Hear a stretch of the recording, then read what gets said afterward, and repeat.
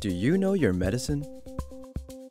Weed Maps and SC Laboratories bring you an educational series on the science of clean and safe cannabis. Today's cannabinoid profile is on cannabidiol.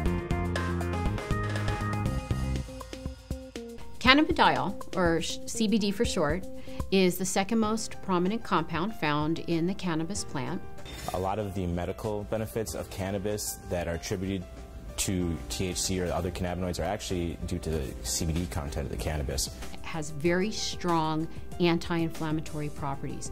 And not only does it help suppress inflammation, but there was a study that showed that it also helps the body to not make the chemical that causes inflammation. So it actually has somewhat of a preventive role.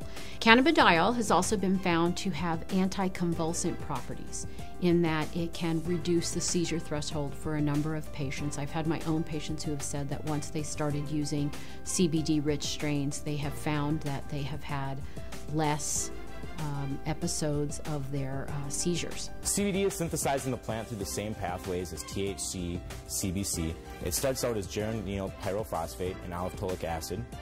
Those two compounds join together through an enzyme-catalyzed reaction. Cannagibberellic acid, CBGA, is the starting material for CBDA, THCA, and CBCA. So CBDA synthase, if it's found in large enough amounts, will take this cannagibberellic acid and make it into cannabidiol carboxylic acid, which is CBDA.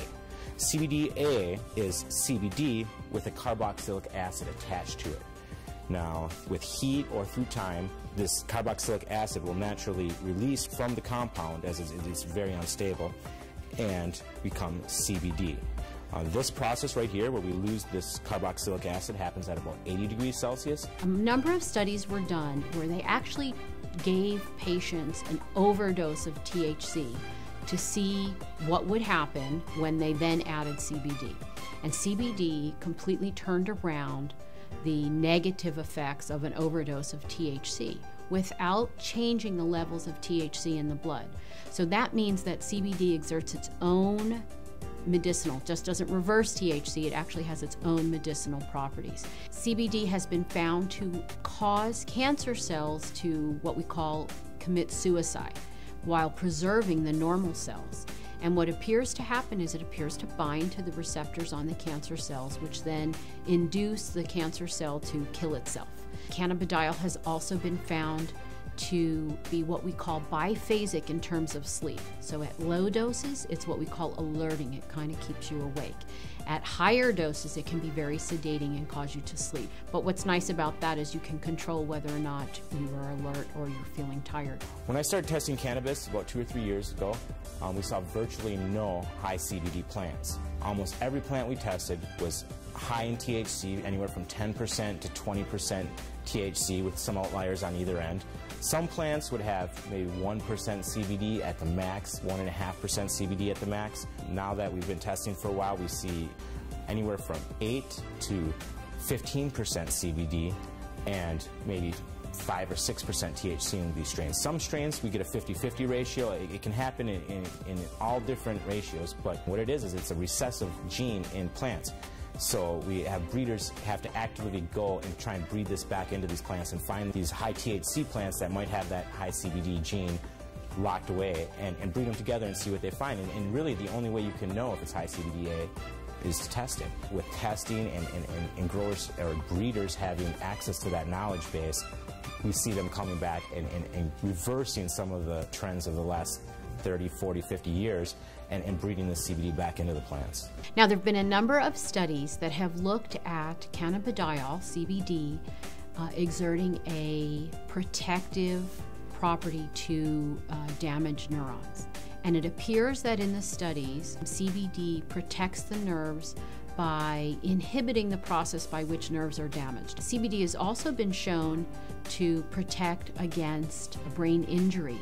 When patients or lab animals have had a brain injury, CBD appears to protect the brain from damage that occurred to the nerve cells. The studies have shown that it can actually fight MRSA, which is methicillin-resistant Staph aureus, a notorious bug that is resistant to a number of antibiotics.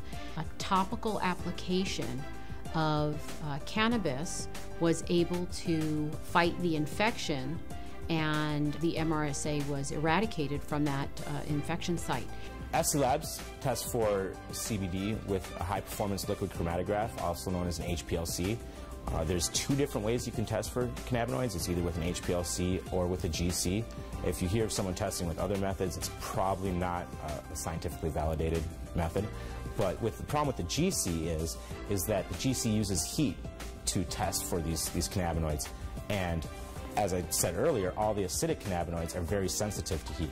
So the GC can give you no information about the acidic cannabinoids. It can only tell you about the non-acidic cannabinoids. The heat is decomposing these compounds. It's definitely decarboxylating all of them. And you're trying to measure it as these compounds are in a state of flux. And that's just, it's kind of fuzzy. So we use the HPLC because it keeps the cannabinoids in their natural state. They're in their liquid state. There's no alteration. There's no heat or anything like that happening. And so we get a much more accurate and a much more realistic picture of what's actually in the sample that we're testing.